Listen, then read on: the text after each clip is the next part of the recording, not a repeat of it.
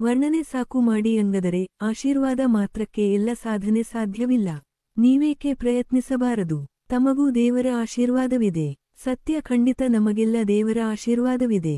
ಆದರೆ ಆ ಕೆಲಸಕ್ಕೆ ಬೇಕಾದ ದೈಹಿಕ ಶಕ್ತಿಯಿಲ್ಲ. ಅದಕ್ಕಿಂತ ಹೆಚ್ಚಾಗಿ ಮಾನಸಿಕ ಸಾಮರ್ಥ್ಯ ಬೇಕು. ಅದಿಲ್ಲ ನಮ್ಮಲ್ಲಿ. ಮಾನಸಿಕ ಸಾಮರ್ಥ್ಯ ಏನು ಹಾಗೆಂದರೆ? ಹನುಮ ಕೇಳಿದ. ಹುಟ್ಟಿನಿಂದ ಎಲ್ಲರಿಗೂ ಮಾನಸಿಕ ಸಾಮರ್ಥ್ಯವಿರುತ್ತದೆ. ಅದನ್ನು ಕೆಲವರು ಬೆಳೆಸಿಕೊಳ್ಳುತ್ತಾರೆ, ದುಡಿಸಿಕೊಳ್ಳುತ್ತಾರೆ, ಹೊಸ ಹೊಸ ಪ್ರಯೋಗಗಳಿಗೆ ಒಡ್ಡಿಕೊಂಡು ಗಟ್ಟಿಗೊಳಿಸಿಕೊಳ್ಳುತ್ತಾರೆ. ನಿನಗೆ ಆ ಸಾಧನೆ ಇದೆ. ಆತ್ಮವಿಶ್ವಾಸ ಹೊಂದು. ನಿನ್ನಲ್ಲಿ ಶಕ್ತಿಯಿದೆ. ಆದಕಾರಣ ಕೋಡುಗಲ್ಲಿನ ಮೇಲೆ ಕುಳಿತು ಯೋಚನೆ ಮಾಡುತ್ತಿರುವೆ. ಅದು ನಿರಾಶೆಯ ಸೂಚಕವಲ್ಲವೇ? ಹುಚ್ಚಪ್ಪ, ಅದು ನಿರಾಶೆಯಲ್ಲ, ಚಿಂತನೆ.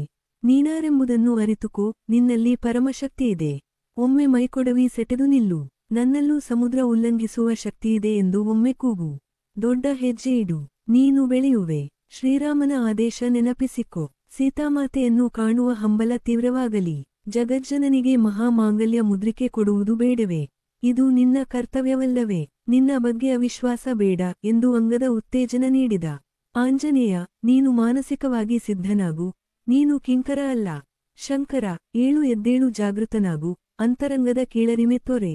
ನೋಡು ಆಗಸದೆಡೆಗೆ. ಆ ನಿನ್ನ ಅರುಣ ಕ್ಷಣ ಕ್ಷಣಕ್ಕೂ ಬೆಳೆದು ಸೂರ್ಯನಾಗಿದ್ದಾನೆ. ಅವನ ಪ್ರಖರತೆ ಗಮನಿಸು. 1000 ಪಟ್ಟು ಹೆಚ್ಚಿಸಿದ್ದಾನೆ. ನೀನೂ ಬಲಶಾಲಿ ಮನಸ್ಸಿದ್ದರೆ ಮಾರ್ಗವಿದೆ. ಏಳು, ಎಚ್ಚರಾಗು ಎಂದು ಜಾಂಬವನು ತಿಳಿ ಹೇಳಿದನು. ಆಗ ಹನುಮಂತನು, ಹೌದು ಹೌದು, ಕರ್ತವ್ಯಕ್ಕೆ ನನ್ನನ್ನು ಎಚ್ಚರಿಸಿದಿರಿ, ಧನ್ಯವಾದ ಎಂದು ಎದ್ದು ನಿಂತನು. ಶ್ರೀರಾಮನನ್ನು ನೆನಪಿಸಿಕೊಂಡನು. ವಾನರ ನಾಯಕರನ್ನು ವಂದಿಸಿದೆ. ನನ್ನಲ್ಲೂ ಶಕ್ತಿಯಿದೆ ಎಂದು ವಿಶ್ವಾಸದಿಂದ ಮನಸ್ಸಿನಲ್ಲಿ ಹೇಳಿಕೊಂಡನು. ನೋಡು ನೋಡುವಷ್ಟರಲ್ಲಿ ತ್ರಿವಿಕ್ರಮನಾಗಿ ಬೆಳೆದ.